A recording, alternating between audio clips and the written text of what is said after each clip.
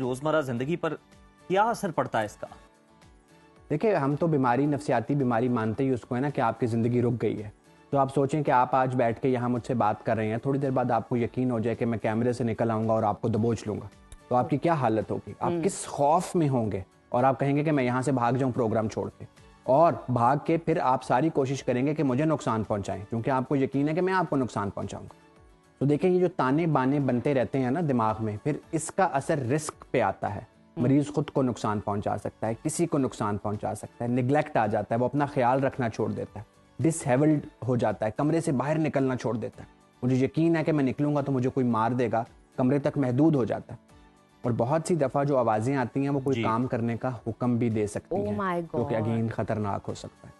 तो आप कहना चाह रहे हैं कि इस तरह के जो पेशेंट्स हैं वो ख़तरनाक होते हैं आम इंसानों के लिए?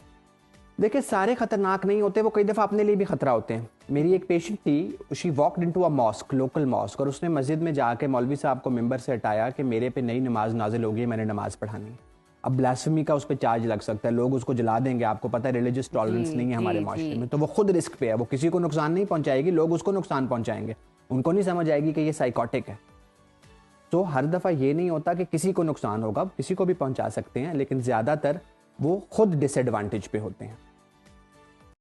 बिल्कुल ठीक। डॉक्टर साहब, हमने आपसे गुफ्तगू की सिम्टम्स के हवाले से, वजूहात के हवाले से, इसकी आम आसान डेफिनेशन के हवाले से, ताकि हम साइकोसिस समझ सकें। लेकिन नेक्स्ट प्रोग्राम में हम इसकी इलाज पे बात करेंगे कि इसको किस तरह ठीक किया जा सकता है, क्या प्रोसीजर है। बहुत शुक्रिया डॉक्टर साहब आपकी मौजूदगी का।